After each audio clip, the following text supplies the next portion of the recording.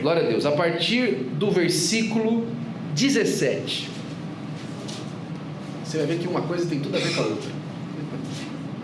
Versículo 17. Segundo livro do profeta Samuel, capítulo de número 3, versículo de número 17. Diz assim a minha Bíblia e a sua também. E praticava Abner com os anciãos de Israel, dizendo: muito tempo há que procuráveis que Davi reinasse sobre vós. Fazei-o, pois, agora, porque o Senhor falou a Davi, dizendo: pela mão de Davi, meu servo, livrarei o meu povo das mãos dos filisteus e das mãos de todos os meus inimigos. E falou também Abner o mesmo aos ouvidos de Benjamim. E foi também Abner dizer aos ouvidos de Davi em Hebrom tudo que era bom aos olhos de Israel e aos olhos de toda a casa de Benjamim. Amém e amém. Abner é um personagem, ele é uma personagem da história de Davi coadjuvante. Ele de longe é um dos personagens principais, mas ele viveu na sua história algumas coisas muito importantes para a história de Davi. Por exemplo, Abner era o chefe do exército de Saul, era um homem de confiança. A história vai dizer, e os estudos, os comentaristas vão dizer, que Abner era aparentado de Saul, não é? Bom, esse negócio de nepotismo não é novo não, tá? É antigo. E muita gente tem problema com nepotismo, né? Eu tenho pessoas que conheço que qualquer coisa que você fala que a família que está participando já fica nervosa, a pessoa já fica nervosa. Não, você gosta de colocar a família. Irmão, isso é normal. Você confia em quem? O que você põe para confiar? Não é? Quem está mais perto do seu coração, quem está mais perto daquilo que conhece você. É difícil você entregar os lugares mais graves da sua vida a uma pessoa que é um completo desconhecido só por uma questão. Ainda mais no governo, na estabilização do governo. Eu sei que isso é um lugar que no governo, por exemplo, de um estado que é democrático, de direito, né? Isso é um chamariz de corrupção e tantas outras coisas que a gente não gosta, mas uma realidade muito grande que nós não podemos tirar dos olhos é que a nossa família é um lugar de segurança. É um lugar de segurança. E de todas as pessoas que Saul tinha para chamar, para ficar perto dele, ele chamou um primo. Abner era muito provavelmente um primo de Saul. Alguns dizem que era um tio, mas a maioria deles entendem que era um primo, pela idade. E Abner viveu toda a sua vida como capitão do exército de Saul. Ele foi a pessoa, por exemplo, que levantava o exército para ir contra Davi. Quando Davi ficou fugitivo, não é? Você lembra uma vez que Davi entrou dentro da tenda de Saul e cortou um pedaço do manto e pegou um cantil de água, lembra disso? E aí quando ele foi lá de longe, ele gritou: ei, Abner! Abner, o que você está fazendo, rapaz? Como é que você não protege o rei? Olha só, você não está protegendo o rei direito, Abner. Olha só, se eu fosse um homem mau, está aqui um pedaço do pano do manto do rei e o cantil de água. Eu consegui entrar dentro da tenda do rei e roubar isso aqui, rapaz. E Abner ficou com aquela cara de ué, né? E aí Saul: que voz é essa? Essa é a voz do meu filho Davi. Tinha levantado o exército inteiro para ir matar Davi. E agora: essa é a voz do meu filho Davi. Davi, certamente reinarás no meu lugar, porque seus olhos tiveram beneficência quanto a mim.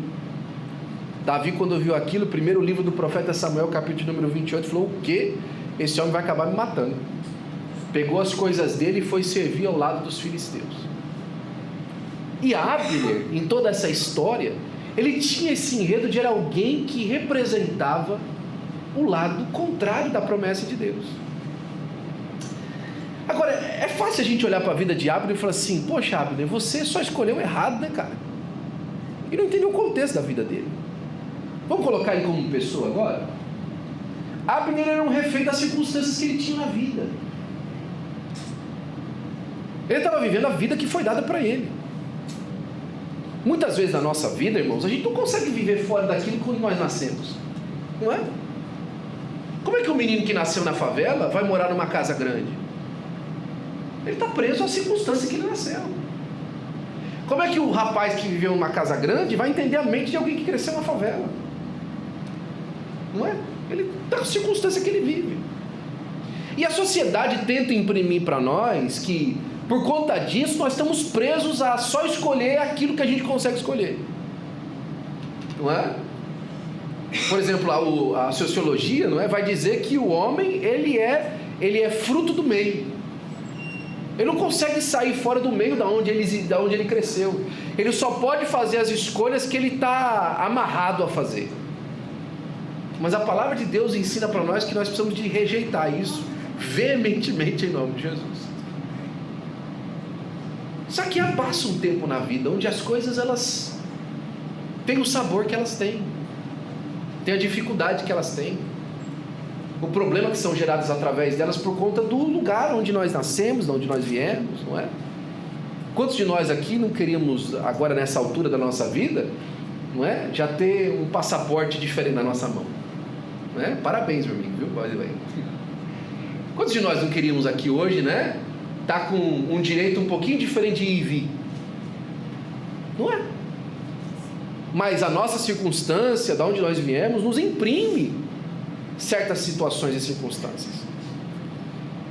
Só que a Bíblia vai dizer, contando a história de Davi, de Saul e do povo de Israel, que chegou um tempo que Saul morreu. Acabou o tempo daquela figura que dominava sobre a vida de Abner. Morreu. A Bíblia fala que no ano que morreu o rei Uzias, por exemplo, Isaías viu o Senhor. E sabe uma coisa interessante? Diz que Isaías também era aparentado do rei Uzias. Ele era provavelmente primo. E ele também vivia essa figura de alguém que o pressionava para ser quem ele era. A maioria dos estudiosos liga essa morte do rei Uzias como uma clara porta que se abre para que a vida de Isaías fosse mudada. Ou seja, ele não viu o Senhor antes de Uzias morrer. Ele não viu do Senhor antes daquele grande evento da vida dele, que trouxe um abalo na sua estrutura de quem ele era e de como família. Assim como muitos de nós que estamos aqui hoje não receberam uma diferente revelação de Deus enquanto alguma coisa que abalou a sua vida não aconteceu. É verdade ou não é? Eu gosto sempre de lembrar que Moisés, o grande estadista, ele viveu a sua vida toda sem nunca ouvir Deus ter falado com ele. A primeira vez que Moisés viu Deus falando com ele, ele tinha 80 anos de idade. 80 anos de idade. Antes disso ele nunca ouviu. E a Bíblia vai nos ensinar que Moisés viveu 120 anos, ou seja, por 2/3 da vida dele, ele sabia de Deus de ouvir falar. Só o último terço da vida dele ele viveu andando com Deus. O que eu estou querendo dizer com isso? Não importa o tempo que você passou até você ter uma experiência real com Deus, a sua vida começa quando essa experiência acontece. A sua vida começa quando Deus de verdade entra na sua vida. Você pode ser filho de crente, filho de pastor, seu pai pode ser apóstolo, seu pai pode ser o apóstolo Pedro, pode ser o Papa João Paulo II. Você pode, da onde a sua história venha, a sua vida começa de verdade quando você entende que você teve um encontro com Deus. E estava lá Abner, agora com Saul morto, e ele vendo tudo aquilo que tinha acontecido na vida de Davi. O que ele podia fazer? Ele falou: pronto, o meu compromisso, que nem a história do pastor Marcos Krebs, né, que a gente conta, dizem, brinca, né? Me compromisso com você, você que é daqui, não é? Meu compromisso com você acabou aqui, meu amigo, com essa família, com essa tribo. Não, chega. Deu para ver que Deus está na vida do rapaz, deu para ver que Deus escolheu a Davi. Mas a Bíblia vai dizer para nós, o que mais que ele faz? Ele pega um filho vivo que tinha sobrado de Saul e empossa o rapaz como rei de Israel, Isbosete. Sabe, irmão, que tem gente que insiste em viver longe de Deus? Ele sabe que Deus está falando com ele, Ele sabe que Deus está demonstrando de todas as maneiras que quer fazer uma obra na vida dele. Ele sabe que Deus inclusive matou a influência antiga que o obrigava a viver longe, mas ele pega o que sobrou daquela influência e imposta como rei da vida. Ele insiste em achar um jeito de, mesmo agora, sobre nova administração, continuar vivendo debaixo da antiga. Continuar vivendo debaixo dos mesmos vícios, dos mesmos problemas, da mesma consciência. Ele já recebeu a palavra de Deus: olha, Davi reina em Hebrom, o governo está mudando, está óbvio que existe uma chamada de Deus nova na vida. Ele já entendeu que o lugar principal do reino, que era Hebrom até aquele momento, já está sobre o domínio do novo reino. É como aquela pessoa que já entendeu que Jesus é o Senhor, que já entregou a sua mente a entender e conhecer que agora ele é uma pessoa crente no Senhor, mas o dia a dia continua sendo da antiga administração. Os apetites continuam sendo da antiga administração. Todo modo de viver continua sendo da antiga administração. Só que agora tem um problema diferente. Antes era Saul que dominava sobre Abner, mas agora é Abner que, por própria vontade, colocou Isbosete como rei de Israel. Ele escolheu. Alguns dos comentaristas vão dizer que o verdadeiro regente era Abner. Isbosete era quase que um fantoche na mão dele, quase que uma caricatura para continuar tentando empurrar aquilo que já tinha acabado. Sabe que tem muita gente na casa de Deus, pastor, tentando empurrar um compromisso que já acabou. Já acabou. E a pessoa fica insistindo, fica pagando tributo àquela autoridade falida. Ele quer continuar tendo os mesmos hábitos. Eu lembro quando a gente era mais jovem, logo quando eu comecei a me identificar mais como crente, aquela fase que você entende ser crente, você não vai mais dizer para as pessoas que você não é crente, não é? Você faz o quê? Não, eu sou crente, não é? Religião agora faz parte do seu vocabulário, etc, né? E aí a pessoa perguntava assim: você é de qual igreja? Eu falei: eu sou da Assembleia de Deus. E junto com o sou da Assembleia de Deus, vi, mas eu não sou igual aquele pessoal lá não,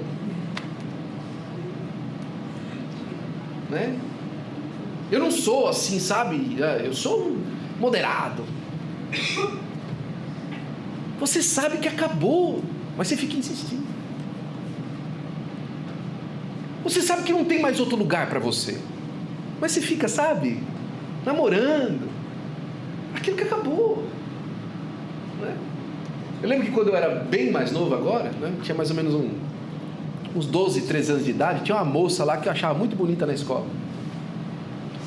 E para mim, ela era minha futura namorada. E aí tinha um amigo meu que sabia disso e falou assim: não, o Will até namorou a fulana de tal, só que o dia que ela descobriu, eles terminaram. Era a gente fazer uma piada. Por quê? Porque você às vezes monta para você enredos na sua vida que só acontece na sua cabeça. Só você acha que Isbosete vai terminar esse governo. Só você acha que você consegue continuar a história da sua vida dessa maneira sem que haja uma intervenção radical do céu. É só você que acha. E você fica insistindo e fazendo e mostrando que você é melhor do que aquilo que os outros tentam imprimir na sua vida. Ei, para com isso. Jesus te chamou aqui hoje para uma reviravolta na sua alma, para a glória do nome de Jesus. Quer revirar você por dentro. Só que a Bíblia vai dizer, e aqui a história começa a ficar interessante, que Saul tinha muitas mulheres. Ele tinha lá uma concubina, se eu não me engano o nome dela era Rispa, e parece que a dona Rispa era bonita, porque Saul já era um homem maduro, Abner também. E o Abner olhou para Rispa e falou assim: opa, a companheira é bonita, e tomou ela para ele. Tomou. O homem morreu. Eu estou aqui agora meio que regente do Isbosete. Eu vou tomar a mulher dele para mim. Mas menino. A hora que ele fez isso, o Isbosete falou assim: quem você pensa que você é? A gente acha que Satanás, que o inimigo das nossas almas, que manda esse sub-a-secla para ficar dominando a nossa vida, ele vai dar moral para nós, porque a gente se reinventou. É só a gente que acha que o inimigo das nossas almas, ele tem alguma coisa positiva para nós. Não, eu vou, agora que nós fizemos, já aconteceu e tal, você quer ficar crente? Então tá bom, fica aí crente e tal, eu fico aqui com o meu pedaço, tal. Só a gente acha, irmão, que o mundo espiritual permite separação de limites. Então tudo bem, então Jesus vai até aí, eu fico desse lado aqui. É só a gente que acha isso. Você já viu a história do rapaz em cima do muro? Certamente você já ouviu, não é? Estava um rapaz em cima do muro e um anjo chamando para ele para vir para um lado, e um demônio lá do outro lado quieto.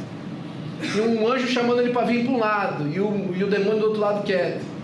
Aí o rapaz pegou e falou assim: rapaz, o outro aqui fica gritando, você não fala nada? Ele falou: não, o muro é meu.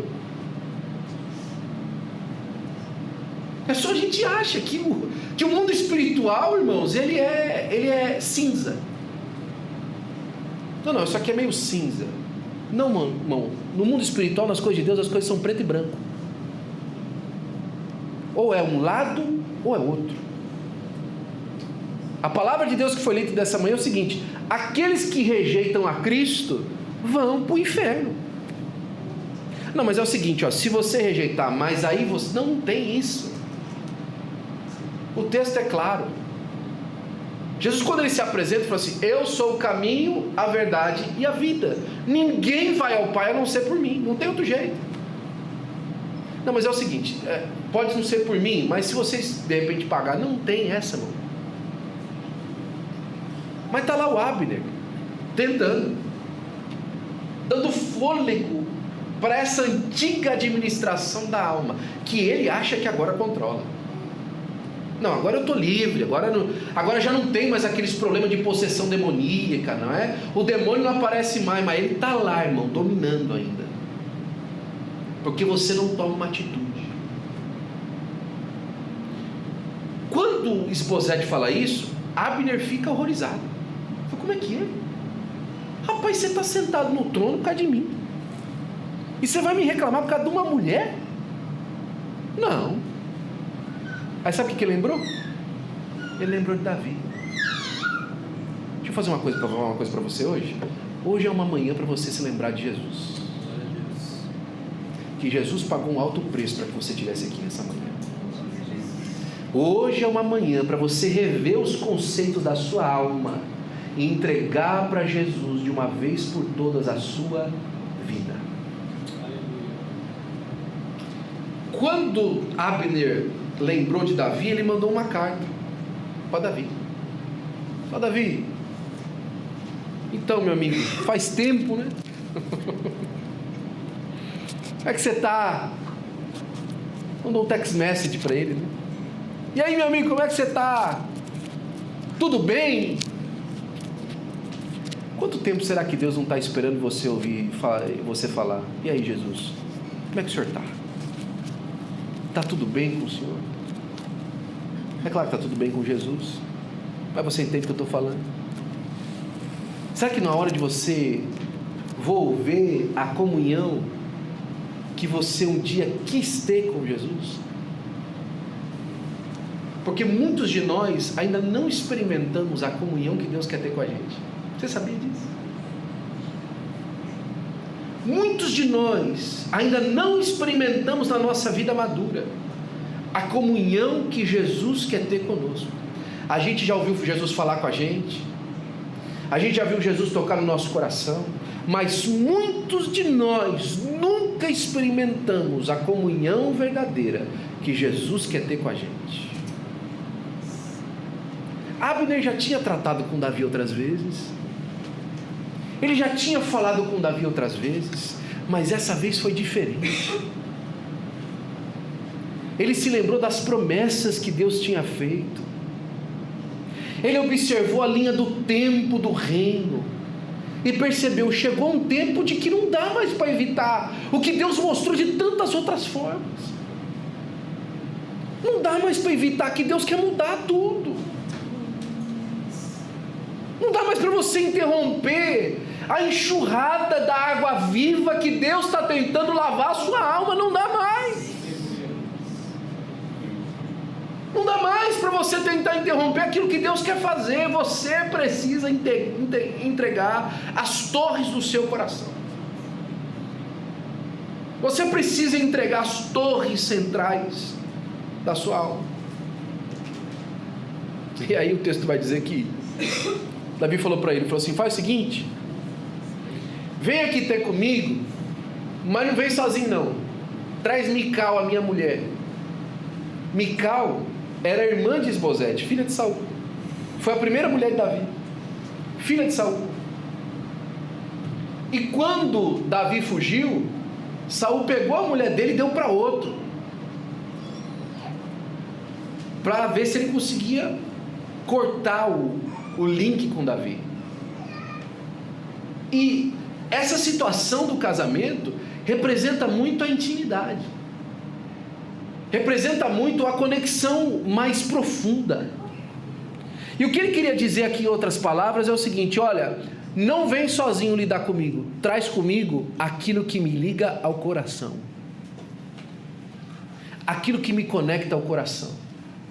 Está na hora de você não vir só com a sua mente, está na hora de você trazer a sua alma, porque a mente, irmão, está convencida. A mente, ela sabe o que precisa de acontecer. O problema é que as sensações não acompanham. Você chega na sua casa amanhã cedo e fala assim: agora já passou aquela emoção. Não, você precisa trazer junto. É por isso que Paulo fala assim: você precisa de trazer à memória aquilo que te dá esperança. E o que te dá esperança é um sentimento acompanhando a razão, é uma emoção que acompanha aquilo que você espera.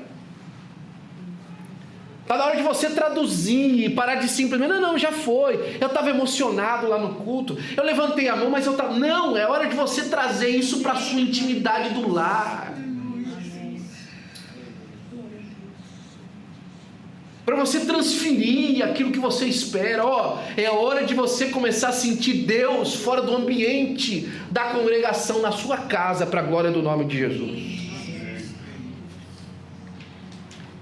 E aí, é engraçado porque o texto vai dizer, aqui no versículo 16, que o marido novo da Mical, quando Abner passou lá e pegou a mulher, ia atrás. Não leva ela não, ela tem um marido novo ainda. Você acha que é fácil, irmão, restaurar coisa na vida? Você acha que é fácil restaurar um projeto de Deus na sua vida? Quando as emoções já te dizem que você já devia ter desistido disso há muito tempo? Você acha que é fácil você estabelecer de novo aquilo que você prometeu na primeira juventude, de que você ia fazer para o Senhor, quando você já não se sente mais empolgado? Não é fácil. Ia lá o marido antigo, né? O nome dele está aqui, era o Paltiel. Devolve minha mulher. A pessoa, que vergonha. Devolve minha mulher. Eu quero continuar sendo quem eu sou. Eu quero continuar sentando aqui na frente da televisão e idiotizando a minha mente com aquilo que me deixa entendido. Eu quero continuar, sabe, sendo uma pessoa relax, sem muito... Eu não gosto, sabe? Você pode... Pessoa... Eu quero relax. Você acha que vai ser fácil? Você transferir o seu prazer, a sua intimidade, para aquilo que você está acostumado, para uma nova programação diante de Deus? Irmão, eu ouvi meu pastor falando isso muitas vezes e aprendi depois de muitos anos com ele. A gente fala de 1 hora de oração. Aí a pessoa fala, 1 hora? Meu Deus, 1 hora orando? E quantas vezes eu ouvi ele falando, muitas vezes eu só comecei a sentir prazer na oração depois da primeira 1h30 de oração. Eu comecei a sentir que Deus estava falando comigo depois da 1h30. E a primeira 1h30 que você fez? Eu insisti. Eu deixei Paltiel reclamando. Devolve minha mulher. Devolve a emoção. Eu não estou gostando disso. Isso não está me dando prazer, irmão. Se você for continuar fazendo só o que lhe dá prazer, Esbocete vai continuar sendo rei no seu reinado. E ele não vai lhe dar abertura nenhuma para nada. Você vai ser escravo. Ah, mas isso dá muito trabalho. Claro que dá trabalho. Claro que dá trabalho. Mateus, faz assim, ó. Faz assim, Mateus. Dá trabalho. Dá trabalho. Não é? Irmão, nós temos um serviço na nossa igreja de TI. Pensa num negócio bem feito. Dá trabalho, não dá? Fazer todo aquele projeto. Subir, dá trabalho, irmão. Quantas vezes a gente não acorda de manhã lá, tem... Tiago Viana subiu uma nova atualização. Bruno Tavares subiu uma nova atualização. Rafael Nascimento subiu um concerto que o pastor Will quebrou. Dá trabalho, irmão. Dá trabalho. Só que a hora que você chega aqui na igreja e você abre o sistema, a hora que você chega na luta e coloca o cinturão, valeu a pena, não valeu? Valeu a pena não dar o braço a torcer a Paltiel? Devolve minha mulher! Por fim, ele vira para o homem e fala assim, volta para a tua casa. E aí ele pegou, sabe o que fez? Voltou para a casa dele. Porque quando um homem decidido a fazer aquilo que Deus mandou, dá uma ordem, irmãos, as emoções o acompanham. Quando você decidir de uma vez por todas fazer aquilo que Deus lhe chamou para fazer, as suas emoções vão lhe obedecer. Elas vão lhe obedecer. Versículo de número 17, eu quero começar a terminar, o nosso horário já foi. E praticava Abner com os anciãos de Israel. Os anciãos de Israel representavam o governo da nação. Eles eram os principais de cada uma das tribos. E agora ele chegou para aquele governo, e mais uma vez, entenda o Abner como o centro da sua vida, e os anciãos de Israel como as áreas. E aí ele junta todo mundo e fala assim, vamos ter uma conversa? Como eu quero te convidar agora, tem uma conversa com a sua alma. Junta as áreas da sua vida. E ele começa dizendo, escuta, faz tempo que a gente queria que Davi fosse nosso rei, não é verdade? Seja sincero. O que nós queremos de verdade não é que Jesus mande em nós. O que nós queremos de verdade não é que Deus domine em tudo na nossa vida. Se você for perguntar de verdade mesmo, e você tiver que fazer uma resposta sincera do seu coração, não é isso que você quer? Não é isso que você quer? Você não quer que Deus seja o Senhor de tudo na sua vida? Seja Senhor absoluto de todas as áreas da sua vida? Não é isso que você quer? Racionalmente falando, se você ponderar e olhar quem é Jesus, se você já está convencido de que Ele é Senhor, não é mais uma questão de tentar insistir com você se você deve aceitar Jesus ou não, você já entendeu. Você não queria que Ele fosse Senhor de todas as áreas da sua vida? Aí Ele olha para os anciãos e fala assim, faz isso agora então. Por que você não faz isso agora? Chegou a hora de você fazer isso. Finalmente chegou o dia de você transformar essa vontade do seu coração em uma atitude mensurável do seu ser. em você transformar em uma atitude que você realmente consegue medir. Olha, faz agora. Lembra quando ele saía e vencia as nossas guerras? Ainda quando Saul era rei? Pois então, faz ele rei sobre tudo agora. Vamos resolver isso de uma vez por todas. E agora, que interessante isso aqui. Lembra que Deus falou que pela mão do Senhor você teria livramento das coisas na sua vida? Lembra de quantas vezes você ouviu Deus falando com você que Ele ia te livrar, que Ele ia te ajudar? Não foi isso que aconteceu?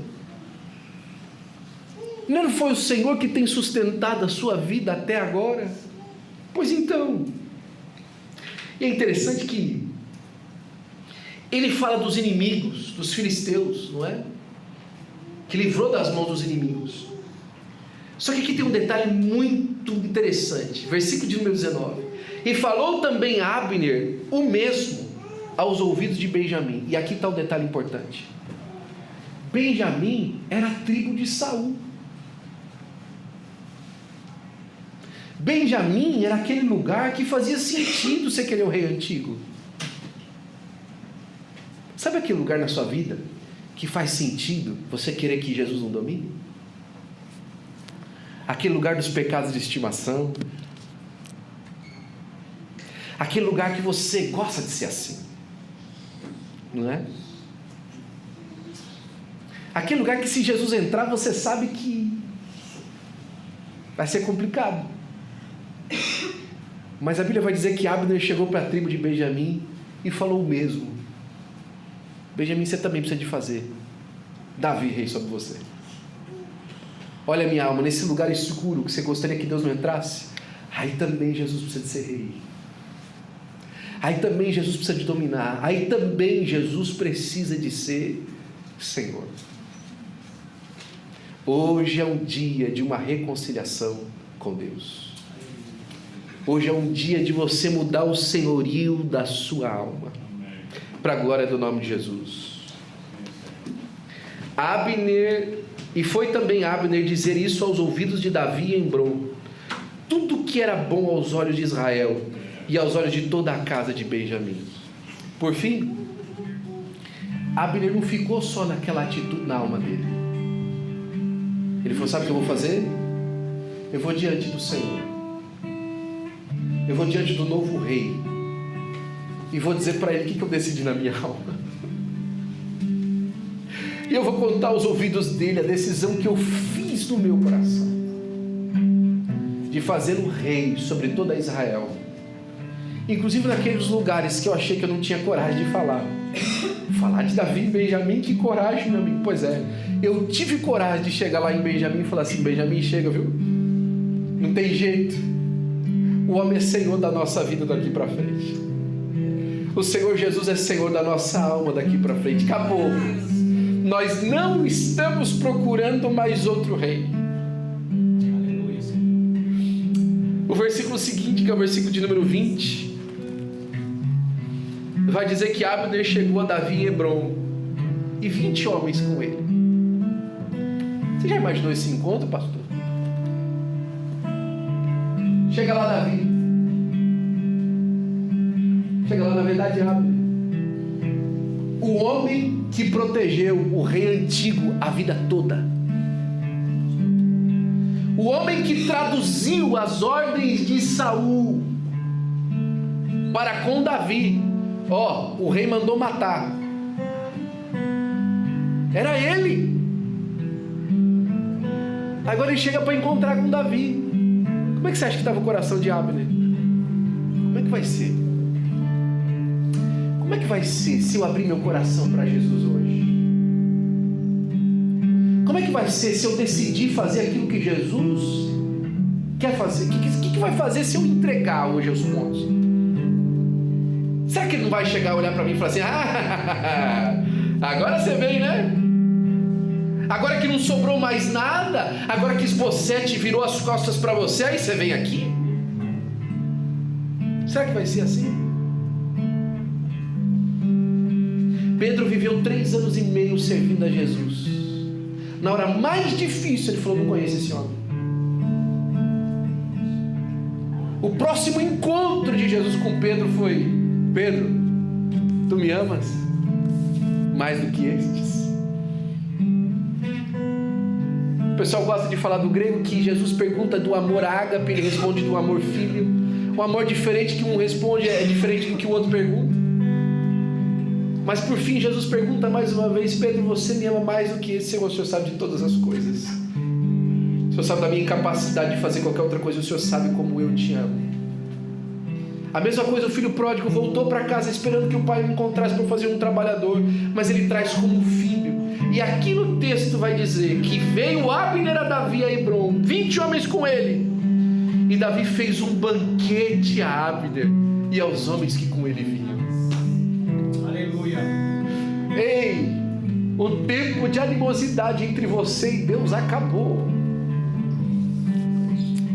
O tempo daquela cobrança do céu para que você endireitasse acabou. Você tomou a decisão certa. Jesus vai entrar na sua vida e Ele vai tomar a oferta que você vai estar entregando, e Ele vai transformar você de um porta-voz do caos para um porta-voz do reino de Deus, para a glória do nome de Jesus. Fique de pé, por gentileza.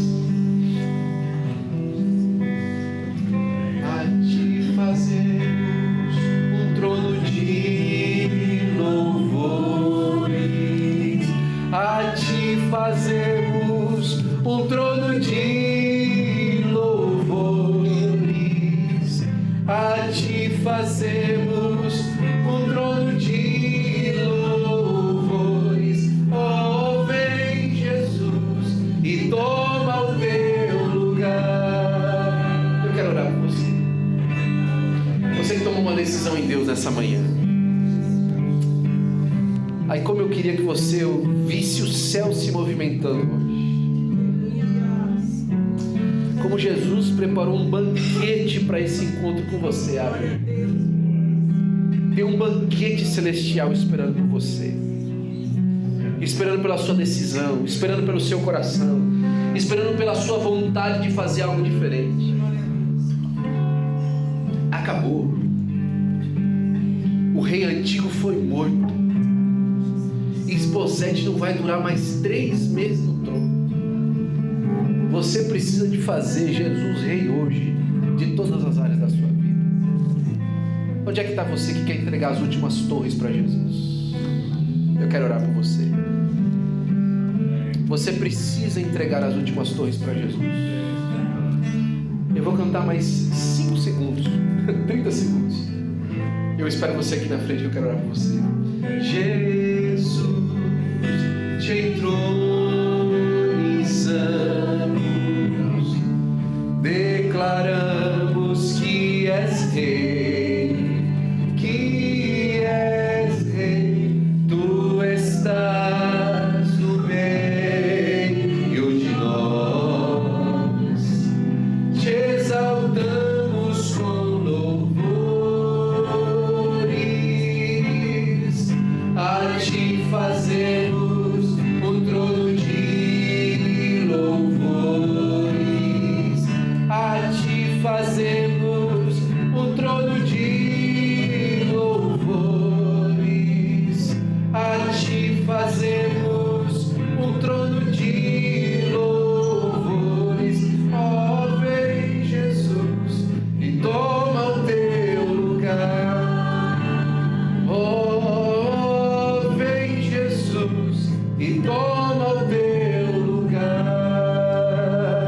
Senhor Pai, nós te damos graças, Senhor Pai, pela bondade do teu coração, que podemos estar na tua presença, Senhor Pai, na manhã desse dia para te adorar, Senhor. Recebe, Senhor Pai, a honra, a glória, o louvor, Senhor Pai, dos teus filhos que te adoram, Senhor. Eu sei, Deus, que o Senhor está nos vendo, nos ouvindo. E hoje o Senhor passa, Senhor Pai, em revista aos nossos corações. Senhor Pai, recebe a nossa oferta sincera da nossa própria vida, para, Senhor Pai, te adorar, Senhor Pai, andar contigo, Senhor. Senhor Pai, que Isbosete hoje, Senhor Pai, perca, Senhor, a primazia da nossa vida, Senhor, e o Senhor Jesus como Rei do nosso coração, Rei em todas as áreas, ó Pai, da nossa vida. Faz a Tua vontade no nosso coração, Senhor. Faz hoje, Senhor, Pai, recebe hoje a oferta desse reino completo da nossa vida para glorificar o Teu nome. Senhor, Pai, continua abençoando o Teu povo para a glória do nome do Teu Filho Jesus, em nome de Jesus. Amém e amém.